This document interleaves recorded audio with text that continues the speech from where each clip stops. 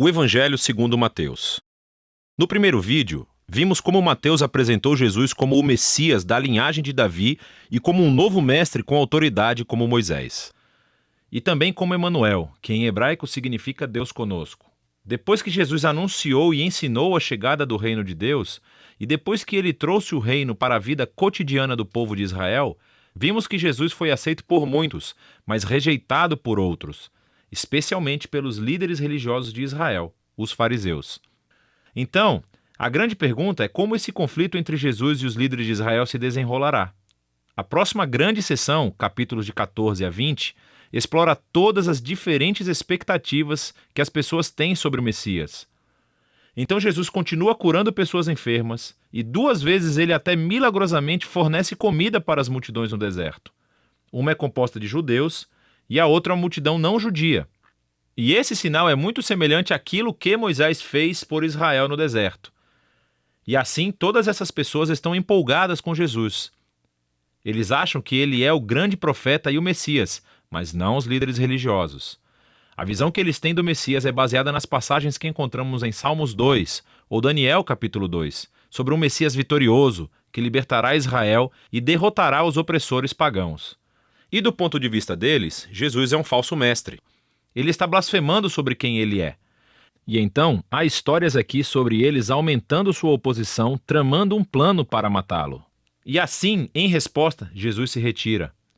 E começa a ensinar a seus discípulos mais próximos o que significa ser o Messias de Israel, porque ele não é quem as pessoas estão pensando. Então Jesus pergunta a seus discípulos no capítulo 16, quem vocês acham que eu sou? E Pedro dá a resposta certa aparentemente. Ele diz, bem, você é o Messias, o Filho do Deus vivo. Contudo, fica claro que Pedro está pensando em um rei que reinará vitoriosamente através do poder militar.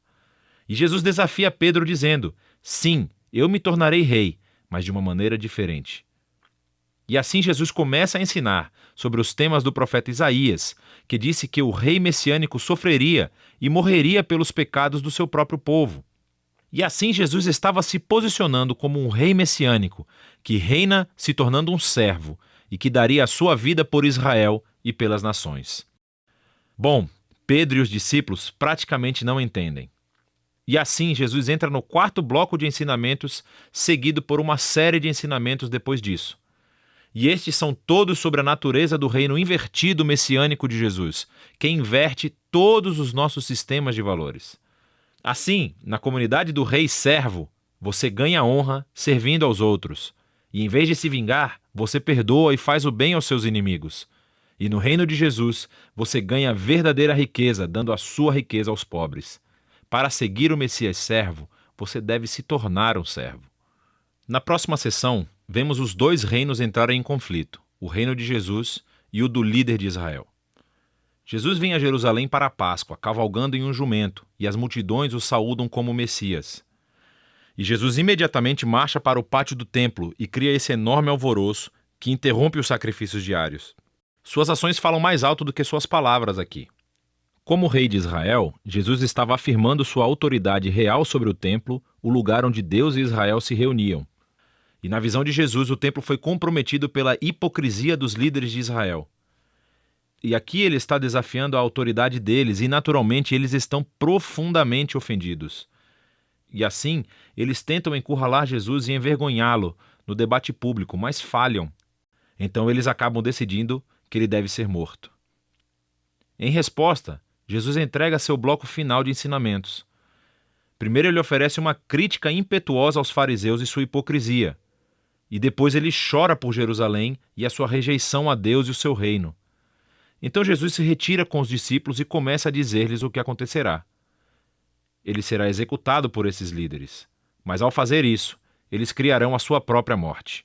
Porque, em vez de aceitarem o caminho de Jesus para o reino pacífico, eles tomarão o caminho da revolta contra Roma. E assim Jerusalém e o seu templo serão destruídos. Porém, Jesus diz que este não é o fim da história. Ele será vindicado após a sua morte por sua ressurreição. E um dia ele retornará e estabelecerá o seu reino sobre todas as nações. E assim, enquanto isso, os discípulos precisam ficar alertas e permanecer comprometidos em apenas anunciar Jesus e o seu reino e espalhar as boas novas. E assim, com tudo isso nos ouvidos dos discípulos, a história chega ao clímax. Naquela noite, Jesus chama os discípulos e celebra uma refeição de Páscoa com eles. A Páscoa reconta a história do resgate de Israel da escravidão através da morte do Cordeiro Pascal.